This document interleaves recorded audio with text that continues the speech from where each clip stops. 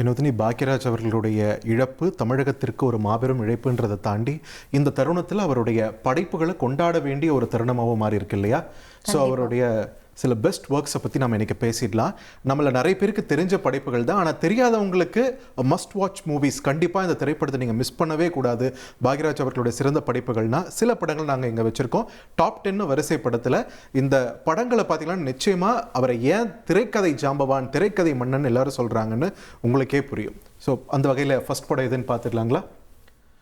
ஒரு ஊரில் ஒரு ராஜகுமாரி. நீங்கள் பார்த்துருக்கீங்களா இந்த படத்தை? நிறைய தடவை பார்த்துருக்கேன். எஸ், ஒரு ஃபீல் குட் மூவி அப்படின்னே சொல்லலாம். நீங்கள் சொன்ன மாதிரி ஆரம்பத்தில் இந்த இலக்கணம், ஹீரோன்றவங்க வந்து புஜபல பராக்கிரமத்தோடு இருக்கணும் அப்படின்ற இலக்கணத்தை உடைச்சவர் பாக்யராஜ். இந்த படத்துலையும் அப்படிதான் ஒரு லூசர் வந்து ஒரு வின்னராக மாறுற மாதிரியான ஒரு லேமன் ஸ்டோரி, ஒரு சாமானியனுக்கும் கனெக்ட் பண்ணிக்கக்கூடிய மாதிரியான ஒரு கதை. ஒரு சாமானியன் அரச குடும்பத்துக்கு போனால் என்ன ஆகும் அப்படின்ற மாதிரியான சுவாரஸ்யமான திரைக்கதை களத்தை அமைச்சு கொடுத்துருந்தாரு. அது வரையும் தெலுங்குல கிளாமரில் மீனா பெரிய ஹீரோயின் அப்படின்ற ஒரு இடத்துல இருந்தவங்களை வந்து ஒரு பெர்ஃபார்மன்ஸ் ஓரியன்டான ஒரு கேரக்டரில் ஒரு மிகப்பெரிய தாக்கத்தை ஏற்படுத்திய ஒரு படமாக ஒரு ஊரில் ஒரு ராஜகுமாரி மாதிரி இருந்தது. மீனா அவர்கள் கிட்ட பர்சனல் ஃபேவரட்னு கேட்டால் இந்த படத்தை கண்டிப்பாக அவங்க சொல்லுவாங்க. அந்த மாதிரி ஒரு பர்சனல் பெஸ்ட்டை கொடுத்துருக்காரு பாக்யராஜ் இந்த படத்தில். தாவணி கனவுகள் நீங்க பார்த்துருக்கீங்களா? தாவணி கனவுகள் படத்தை? எஸ், இன்னைக்கு ராதிகா மேம் வந்து எந்த அளவுக்கு உணர்ச்சி பூர்வமாக இருந்தாங்கன்றது பார்க்க முடிஞ்சது இல்லையா? ராதிகா மேமோட இணைஞ்சு நடித்த ஒரு படம். அது மட்டும் இல்லாமல் தமிழகத்தில் அந்த காலத்திலேயே 1 கோடி ரூபாய் அளவுக்கு பிஸ்னஸ் பண்ண படம்னு நிறைய பெருமைகளை இந்த தாவணி கனவுகள் திரைப்படம் பெற்றுச்சு. நிறைய பேருக்கு பரிச்சயமான ஒரு படம். 80s 90s கிட்ஸுக்கு, 2K கிட்ஸ் நிறைய பேர் மிஸ் பண்ணியிருக்க வாய்ப்பு இருக்குது. யூடியூப்பில் நீங்கள் தேடி பார்த்தீங்கன்னா கிடைக்கும். ஒரு தரமான ஒரு திரைப்படைப்புன்னே சொல்லலாம். இங்கே நீங்கள் செய்திகளை நீங்கள் பார்க்கக்கூடிய பாக்யராஜ் அதுக்கப்புறம் பாரதிராஜ் அவர்கள் இணைந்து நடித்த ஒரு காட்சியுமே கூட இந்த படத்தில் இருக்குது அப்படின்றது ஒரு கூடுதல் ஸ்பெஷாலிட்டியாக நம்ம பார்க்கலாம். ஒரு ஏழை குடும்பத்தில் இருக்கக்கூடிய ஒரு இளைஞன் தன்னுடைய தங்கைகளுக்கெல்லாம் திருமணம் முடிச்சு வைக்கணும்னு ஒரு பெரும் பொறுப்பு இருக்குது. அதை எப்படி சாத்தியப்படுத்தி ஒரு ஹீரோவாக மாறுறாரு அப்படின்றது தான் இந்த கதைக்களம். இன்னொரு ஸ்பெஷாலிட்டி இதில் சிவாஜி அவர்களும் நடிச்சிருக்காரு இல்லையா? Right, that makes it very special அப்படின்னே சொல்லலாம்.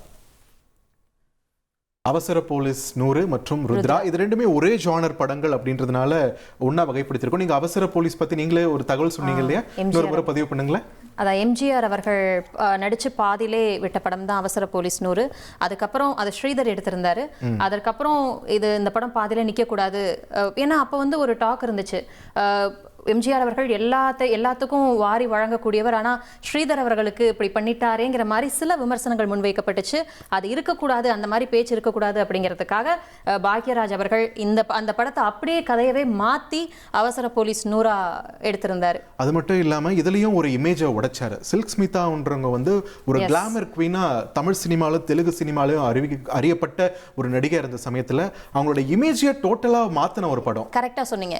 இவர் குரு மாதிரியே தான் சிஷ்யனும். ஏன்னா அவர் தான் வந்து பாரதிராஜ் அவர்கள் வந்து அலைகள் ஓய்வதில்லை படத்துல அதே மாதிரி சில்க் ஸ்மித் அவர்களுக்கு வந்து ஒரு நல்ல கதாபாத்திரத்தை கொடுத்திருப்பாங்க. ஒரு நடிகையா சில்க் ஸ்மித்தாவால எந்த அளவுக்கு பரிணமிக்க முடியும் அப்படிங்கறத அந்த படம் காட்டியிருக்கும். அதே மாதிரி குரு வழியிலே சிஷ்யர் அவர்களும் இந்த படத்துல ஒரு அற்புதமான கதாபாத்திரத்தை கொடுத்திருப்பாங்க. Same goes for Rudra. Rudra நீங்க போஸ்டர்ல பாக்குறீங்க இல்லையா?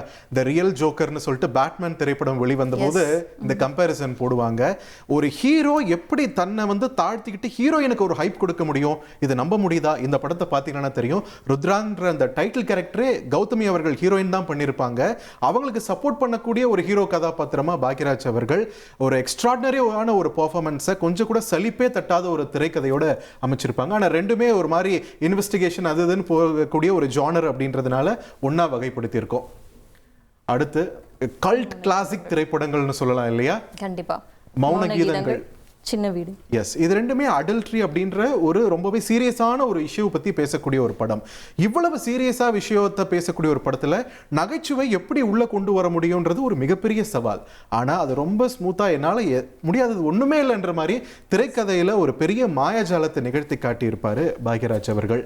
மௌன கீதங்களில் சரிதா அவர்களுடைய ஒரு அல்டிமேட் பர்ஃபார்மன்ஸாக இருக்கட்டும், சின்ன வீடு திரைப்படத்தில் மனைவியாக நடித்த இவங்க கல்பனா அவர்களாக இருக்கட்டும், இந்த சின்ன வீடுன்ற அந்த டைட்டில் கேரக்டரில் நடித்த பபிதா அவர்களா இருக்கட்டும், அவங்களையுமே ஒரு தரமான ஒரு நடிப்பு அவங்க கிட்ட இருந்து வாங்கி 2 படங்களுமே ஆல்மோஸ்ட் சிமிலர் ஜனர் தான். ஆனா எந்த ஒரு சர்ச்சையும் இல்லாம காமெடி கலந்து ஜனங்களுக்கு விருந்து படைச்சாரு திரையில. அது ஒரு மிகப்பெரிய வெற்றியும் பதிவு செஞ்சது.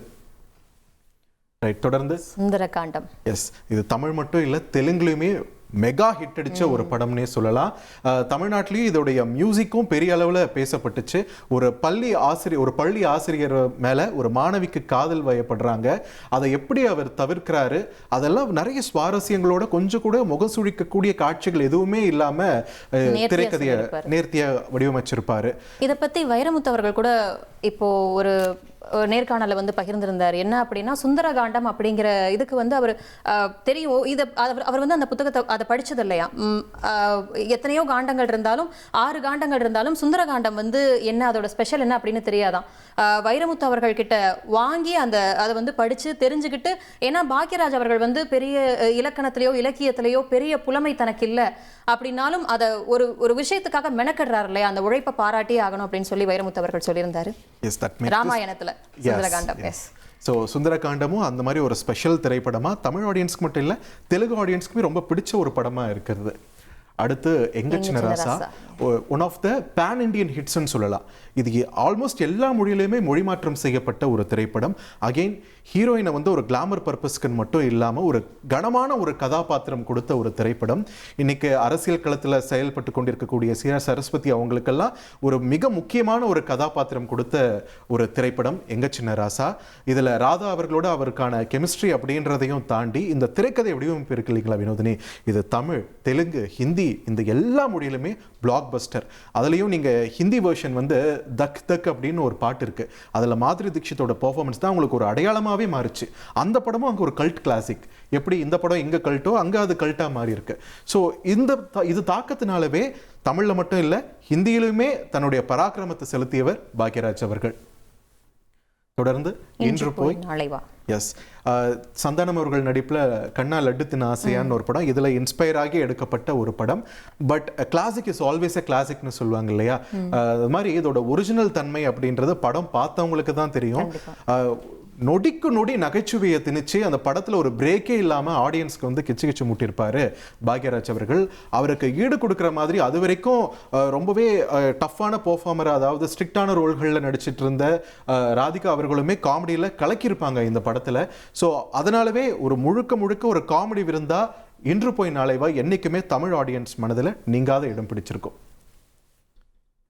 இது நம்ம எஸ், இந்த படம் நீங்க பார்த்திருக்கீங்க இல்லையா? இதுல வந்து இசையமைப்பாளராகவும் களம் இறங்கினாரு, ஒரு பாடலும் பாடியிருக்காரு. ஆமா, பாக்யராஜ் அவர்கள். சாதிய பாகுபாடு பத்தி எல்லாம் நல்லா வலுவா பேசின ஒரு திரைப்படம். அது வரைக்கும் மலையாளத்துல ஒரு மிகப்பெரிய ஸ்டாரா வலம் வந்துட்டு இருந்த சோபனா அவர்களை மறுபடியும் தமிழுக்கு அழைச்சிட்டு வந்து அவங்களுக்குமே ஒரு கனமான ஒரு கதாபாத்திரத்தை கொடுத்திருந்தாரு. இவர் படங்கள்ல எல்லா படங்கள்லயுமே கதாநாயகிகளுக்கு வந்து ஒரு நல்ல முக்கியத்துவம் இருக்கிற படமா தான் எடுத்திருக்காரு. ஆமா, ஒரு கிளாமர் டாலா மட்டும் ஹீரோயின்ஸ் இருக்க மாட்டாங்க. அது டாப் டயர் வசனங்களா இருக்கட்டும், பாத்திர வடிவமைப்பா இருக்கட்டும், எல்லாமே ஸ்ட்ராங்கா இருக்கும். இது நம்மாலும் அதுக்கு ஒரு விதிவிலக்கு கிடையாது. சோபனா அவர்களுடைய சிறந்த திரைப்படங்கள்னு பட்டியலிட்டா அதுல இது நம்ம ஆளுக்கு நிச்சயமா ஒரு இடம் இருக்கு. ரைட், அடுத்து முந்தானை முடிச்சு. கல்ட் கிளாசிக் ஆஃப் பாக்யராஜ் அவர்கள் எடுத்த திரைப்படங்கள்ல டாப் 3 எடுத்துக்கிட்டா கண்டிப்பா அதுல வந்து முந்தானை முடிச்சு வந்துடும். ஊர்வசி மாதிரியான ஒரு நடிப்பு ராட்சசின்னு அழைக்கப்படக்கூடிய ஒரு நபரை தமிழ் சினிமாவுக்கு மட்டும் இல்ல இந்திய சினிமாவுக்கே அறிமுகப்படுத்திய திரைப்படம் இல்லையா? கண்டிப்பா. இதுல ஒரு சுவாரஸ்யமான ஒரு விஷயம், இதுல ஊர்வசி அவர்களுடைய அக்கா தான் நடிக்கிறதா இருந்தது. ஆனா ஊர்வசி அவர்களை பார்த்துட்டு இவங்களுக்கு அந்த வாய்ப்பு தரலாமேன்னு சொல்லிட்டு அழைச்சிட்டு வந்தாராம். ஸ்கூல் படிச்சுட்டு இருந்தாங்களா ஊர்வசி, நான் ஷூட்டிங் விட்டு போறேன்னு அடம் பிடிச்சா அவங்கள வந்து சமாதானப்படுத்தி நடிக்க வச்சு இவ்வளோ பெரிய ஒரு ஹிட்டை கொடுத்திருக்காரு, இவ்வளோ ஒரு பெரிய கரியரை கொடுத்திருக்காரு அப்படின்னே சொல்லலாம். அந்த கிரெடிட்டையும் ஊர்வசி அவர்கள் எல்லா பேட்டிலுமே பாக்யராஜ் அவங்களுக்கு தருவாரு. அடுத்து அந்த 7 நாட்கள். எஸ், ஒரு ரஷ்ய நாவலை பேஸா வச்சுக்கிட்டு எடுக்கப்பட்ட படம். ஒரு 20 வருஷத்துக்கு முன்னாடி ஹிந்தியில சாவரியான இதே கதை அம்சத்தோடு எடுத்தாங்க. சல்மான் கான்லாம் வச்சு நடிச்சார். அது பெரிய ஹிட் ஆகல. பட் அந்த 7 நாட்கள் தமிழ் சினிமாவுடைய ஒரு பொக்கிஷம்னே சொல்லலாம் இல்லையா? கண்டிப்பா. எஸ், 80களில் ஒரு மிகப்பெரிய தாக்கத்தை தமிழ் சினிமா உலகில் ஏற்படுத்தின ஒரு திரைப்படம். ஹீரோயினோட தான் சேரணும் அப்படின்ற அந்த ஒரு இலக்கணத்தையும் உடைச்ச ஒரு திரைப்படம். அம்பிகா அவர்களுக்கு ஒரு மிகப்பெரிய நட்சத்திர அந்தஸ்தை வாங்கி கொடுத்த ஒரு திரைப்படம். அந்த தாலியை பறிக்க போறப்போ அம்பிகா வந்து அதை ஒரு இன்னொருத்தரோட மனைவியா இருந்து தன் காதலை விட்டு கொடுக்குற அந்த காட்சி வந்து உண்மையிலே இன்னைக்கு வரைக்கும் பேசப்படுது. அம்பிகா அவர்கள் இப்போ இரங்கல் தெரிவிக்க வந்தப்ப கூட அதை சொல்லியிருந்தாங்க, அதை பகிர்ந்திருந்தாங்க. ஒரு எமோஷ்னலான கதையில் நகைச்சுவையை குத்துறதுல வந்து பாக்யராஜ் அவர்கள் வல்லவர். ஸோ இந்த திரைப்படமும் அதுக்கு விதிவிலக்கு கிடையாது. அந்த 7 நாட்கள் பாக்யராஜ் அவர்களுடைய பெஸ்ட், அம்பிகா அவர்களுடைய பெஸ்ட்ன்றதை தாண்டி தமிழ் சினிமாவின் முத்தான திரைப்படங்களையும் முத்திரை பதிச்ச ஒரு திரைப்படமாக இருக்குது. ஸோ இதில் நாங்கள் பார்த்துருக்கிறது நாங்கள் பெஸ்ட்ன்னு கன்சிடர் பண்ண திரைப்படங்களை தான் இந்த பட்டியலில் பார்க்குறோம்.